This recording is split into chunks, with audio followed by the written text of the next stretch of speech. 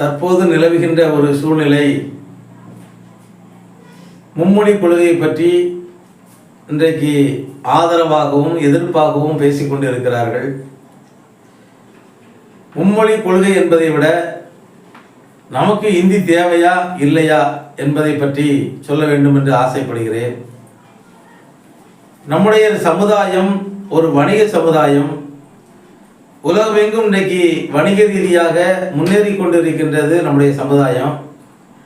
நமக்கு இன்றைக்கு இந்தி தேவையா இல்லையா அப்படிங்கிறத பற்றி சொல்ல வேண்டும் என்று ஆசைப்படுகிறேன்.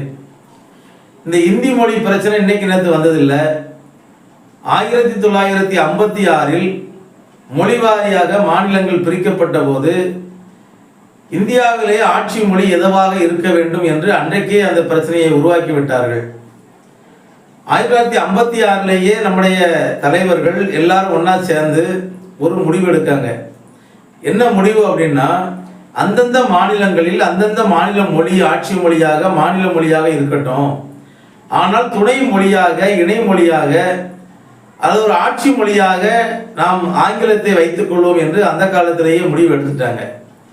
ஆனால் அப்படிப்பட்ட ஒரு சூழ்நிலையில் கூட அன்றைக்கு இந்தி தான் ஆட்சி மொழியாக வர வேண்டும் என்று அன்றைக்கு இருந்த பல்வேறு அரசியல் தலைவர்கள், மிகப்பெரிய தலைவர்கள், அன்றைக்கு இருந்த காங்கிரஸ் கட்சியில் இருந்த மிகப்பெரிய தலைவர்கள், அன்றைக்கு இருந்த ஜனாதிபதி எல்லாருமே இந்திக்கு ஆதரவாகவும் இருந்திருக்காங்க.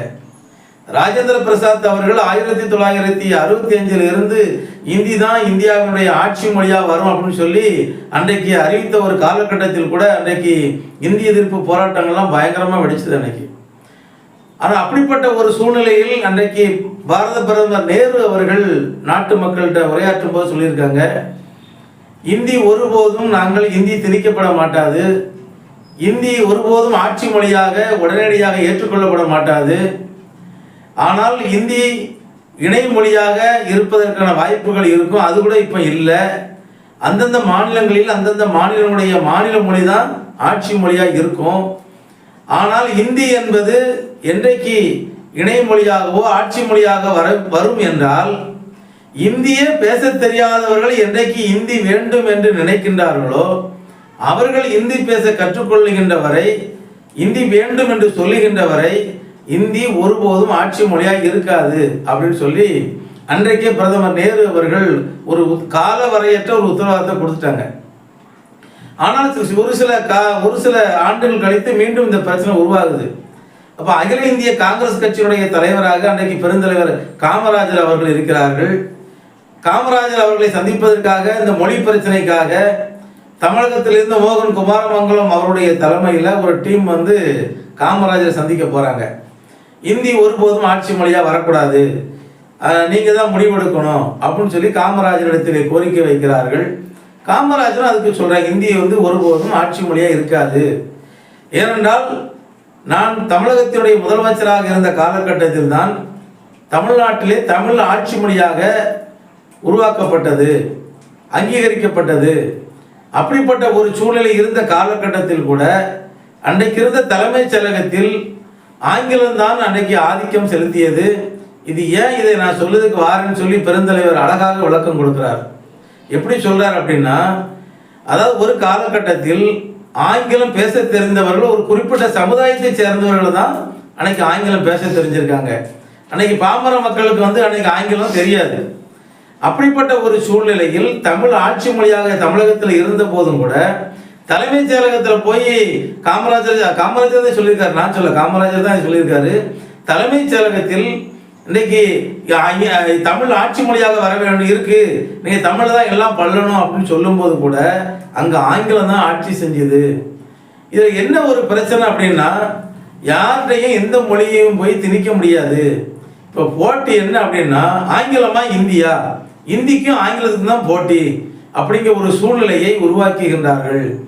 ஏன்னா இன்னைக்கு ஆங்கிலம் தெரிந்த ஒரு குறிப்பிட்ட வர்க்கத்தினர், ஆங்கிலம் இருந்தால் மட்டும்தான் நம்ம இன்னைக்கு மத்திய அரசு துறைகளில் அனைத்து துறைகளிலும் நாம் இருக்க முடியும் அப்படிங்கிற ஒரு சூழ்நிலையை உருவாக்குகிறார்கள். அதனால தான் இன்னைக்கு ஆங்கிலம் தான் ஆட்சி மொழியாக வேண்டும்னு கேட்காங்க. இப்படிப்பட்ட சூழ்நிலை இருக்கு. அதனால வேறு அவர்கள் சொன்னதை போல இந்தி பேச தெரியாத மக்கள் என்றைக்கு இந்தி வேண்டும் என்று சொல்லுகின்றார்களோ அதுவரை ஆங்கிலம்தான் இந்தியாவுடைய ஆட்சி மொழியாக இருக்கும். மாநிலங்கள் ஒரு மாநிலத்தோடோ ஒரு மாநிலத்தினுடனேயோ இல்லை மத்திய அரசோட தொடர்பு கொள்ளும் போது அவர்கள் ஆங்கிலத்தை பயன்படுத்தி கொள்ளலாம் அப்படின்னு சொல்லிட்டு காமராஜர் அன்னைக்கு திட்டவட்டமாக சொல்லி அதை பொதுக்குழு செயற்குழுவில் சொல்லி அதை அறிக்கையாக வெளியிட்டு அன்னைக்கு அனைவராலும் அது ஏற்றுக்கொள்ளப்பட்டது. இது ஒரு காலகட்டம். 19ஆம் நூற்றாண்டிலே நடந்த ஒரு பிரச்சனை இது. ஆனால் இன்றைக்கு 20ஆம் நூற்றாண்டுக்கு நம்ம அடியெடுத்து வைத்த போது 20ஆம் நூற்றாண்டிலே இன்றைக்கு வணிக ரீதியாகவும் சரி, இன்றைக்கு அலுவலக ரீதியாகவும் சரி, பல்வேறு மாற்றங்கள் இன்னைக்கு நம்முடைய நாட்டில் நாம் அனைவரும் சந்திச்சுக்கிட்டு இருக்கோம். உலகம் உள்ளங்கையில் என்று சொல்வதை போல இன்றைக்கு விஞ்ஞான துறையிலும் சரி, வணிக ரீதியாகவும் சரி, இன்றைக்கு எல்லா துறைகளிலுமே இன்னைக்கு பல்வேறு விதமான மாற்றங்கள் நாம் இன்னைக்கு அடைஞ்சுக்கிட்டு இருக்கோம். இந்த காலகட்டத்தில் இன்றைக்கு நமக்கு இந்தி தேவையா அப்படிங்கிறத இன்னைக்கு நிச்சயமா நாமெல்லாம் கொஞ்சம் யோசிச்சு முடிவெடுக்க வேண்டிய ஒரு சூழ்நிலையில் இருக்கோம். இன்னைக்கு நான் சொல்வது பொதுமக்களுக்காக அல்ல, நம்முடைய சமுதாயத்தை சேர்ந்த நாடார்களுக்காகத்தான் இதை நான் சொல்கிறேன். நாடார்களாகிய நமக்கு கட்டாயம் இந்தி தேவைப்படுகிறது. இன்றைக்கு கிராமங்களில் இருக்கிற ஐசி வியாபாரில இருந்து பஞ்சு மிட்டாய் விற்கிற வரைக்கும் இன்னைக்கு இந்திக்காரனா தான் இருக்காங்க. இன்னைக்கு தென்காசியில இருந்து ஒரு ட்ரெயின்ல இன்னைக்கு சென்னைக்கு போனோம்னா அங்க அந்த ட்ரெயின்ல டிடிஆர் வரவங்க அத்தனை பேருமே இந்திக்காரங்க தான். இன்னைக்கு வழியில கடைகள் ஒரு பண்டை வாங்கி சாப்பிட்றனா கூட அங்க வேலை செய்யறவங்க இந்திக்காரன் தான். கிராமங்கள்ல இன்னைக்கு இருக்கக்கூடிய ரைஸ் மில்ல கூட இன்னைக்கு பாத்தீங்கன்னா இன்னைக்கு இந்திக்காரங்க வந்துட்டாங்க, கொத்தனார் இந்திக்காரங்க வந்துட்டாங்க. இப்படி எல்லா துறைகளிலையும் நாடு முழுவதும் இன்னைக்கு இந்தி பேசுகின்ற மக்கள் அதிகமாக பரவிட்டாங்க இன்னைக்கு. ஆனால் இந்த காலகட்டத்தில் நமக்கு கட்டாயம் அவரை பேசுவதற்காகவாவது இந்தி கற்றுக்கொள்ள வேண்டிய ஒரு சூழ்நிலை இன்னைக்கு ஏற்படுத்திருக்கு. அதே மாதிரி இன்னைக்கு நகரங்களில் இன்னைக்கு பார்த்தீங்கன்னா நம்முடைய மக்கள் வியாபாரிகள் கடை வச்சிருக்காங்க, எல்லாருக்கும் ஹிந்தி பேசுறாங்க. இவங்க பள்ளிக்கூடத்துல போய் படிக்கல. உங்களுக்கு எப்படி ஹிந்தி தெரியும் ஆனாச்சு அப்படின்னு கேட்டால் சொல்லுவாங்க, இப்போ அந்த கடைக்கு ஹிந்திக்காரங்களா வராங்க, அவங்கள பேசி பேசி நாங்கள் ஹிந்தியை படிச்சுக்கிட்டோம் அப்படின்னு சொல்லுகின்ற வியாபாரிகள் இன்னைக்கு 90% பேர் இருக்காங்க. இன்னைக்கு எங்க சென்றாலும் இன்னைக்கு ஹிந்தி இல்லாமல் ஒருபோதும் ஒரு இடத்திலும் ஒரு பொருளும் வாங்க முடியாத ஒரு சூழ்நிலை இருக்கு. இன்னைக்கு 20ஆம் நூற்றாண்டுக்கு முன்னாடி 19ஆம் நூற்றாண்டிலேயே இன்னைக்கு வணிக ரீதியாக அன்னைக்கு சேட்டுமார் எல்லாருமே இன்னைக்கு எல்லா தமிழ்நாட்டில் இருக்க எல்லா நகரங்களுக்கும் வந்து மிகப்பெரிய அளவில் ஹோல்சேல் பண்ற ஹோல்சேல் வியாபாரியா வந்துட்டான். அப்பவுமே அவங்களுக்கு என்ற நகரம், அவங்களுக்கு என்ற கோவில், அவங்களுக்கு என்ற இடம் எல்லாம் ஹிந்தி பேசுகின்ற மக்கள் தனக்கான ஒரு இடத்தை அங்கீகாரத்தை தமிழகத்தில் 19ஆம் நூற்றாண்டிலே பெற்றுவிட்டார்கள். ஆனால் அப்படிப்பட்ட ஒரு சூழ்நிலையில் இன்றைக்கு நம்ம இன்னைக்கு பேசுவதற்கும் வியாபாரம் செய்வதற்கும் இன்னைக்கு அந்த மொழி கட்டாயமாக தேவைப்படுது. இன்றைக்கு தமிழகத்தில் இருந்து இன்னைக்கு புலம்பெயர் மகாராஷ்டிரா மாநிலத்தில் புலம்பெயர்ந்து நம்முடைய தமிழர்கள் கிட்டத்தட்ட 100-150 வருஷமா வாழ்ந்துகிட்டு இருக்காங்க. இன்னைக்கு எல்லாருக்கும் ஹிந்தி தெரியும். இன்னைக்கு தமிழர்கள் வாழ்கின்ற தாராவி பகுதியில் முழுமையா இருக்கக்கூடிய எல்லாருக்கும் ஹிந்தி தெரியும்.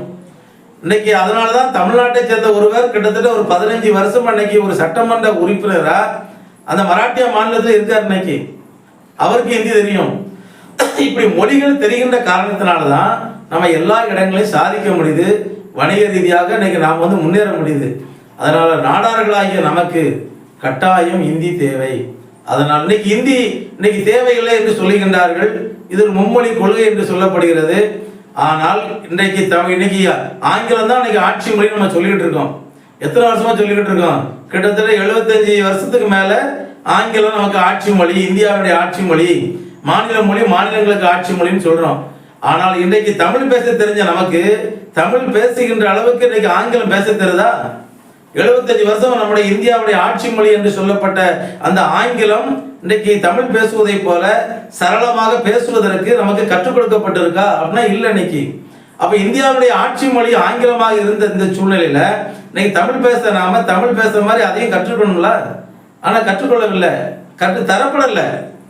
இன்றைக்கு மும்மொழி கொள்கையை ஏற்றுக்கொண்டு இன்னைக்கு ஆங்கில வழி கல்வி பள்ளிக்கூடம் நடத்துகிறவங்க யார் நடத்திக்கிட்டு இருக்கா? இன்னைக்கு முக்கியமான அரசியல் தலைவர்கள், பணம் படைத்த கோடீஸ்வரர்கள் தான் இன்னைக்கு இன்னைக்கு ஆங்கில வழி கல்வி பள்ளிக்கூடங்கள்லாம் நடத்திக்கிட்டு இருக்காங்க. அங்க என்ன நடக்கு? ஆங்கிலம், இந்தி, அதுக்கப்புறம் கடைசிதான் தாய்மொழி தமிழ் கற்றுக் கொடுக்கப்படுகிறது. அதுக்கு இன்னைக்கு எல்கேஜி படிக்கணும்னா இன்னைக்கு 1 லட்சம் கேட்கறாங்க. இன்னைக்கு எல்கேஜி படிக்கிறதுக்கு 1 லட்சம். அங்க என்ன கற்றுக் கொடுக்காங்க? தமிழ் மட்டுமா கற்றுக் கொடுக்காங்க? எல்லா மொழியும் கற்றுக் கொடுக்காங்க. பெற்றோர்கள் இன்னைக்கு என்ன நினைக்கிறாங்க? பிள்ளைகளை எல்லாருக்கும் எல்லாம் தெரியணும், எல்லா மொழிகளும் தெரியணும். அதனால நம்ம இன்னைக்கு அந்த பள்ளிக்கூடத்தில் கொண்டு நம்ம பிள்ளைகளை சேர்ப்போம்.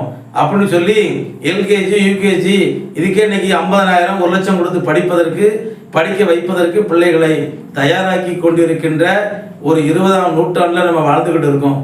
அதனால் விஞ்ஞான வளர்ச்சிக்கு ஏற்றவாறு, காலத்துக்கு ஏற்றவாறு நம்முடைய கல்வியில் எப்படி நீங்கள் மாற்றத்தை கொண்டு வருகிறீர்களோ அதே போல மொழிகளிலும் நாம் கண்டிப்பாக தெரிஞ்சுக்கணும். குறிப்பாக நாடார் சமுதாயத்தை சேர்ந்த நாம் நிச்சயமாக ஹிந்தி படிக்கணும். படித்தாதான் இன்னைக்கு இன்னும் உலக அளவில் நாம் வணிகத்தில் முன்னேற முடியும் என்று உங்கள் அனைவரையும் கேட்டுக்கொள்கிறேன். நன்றி, வணக்கம்.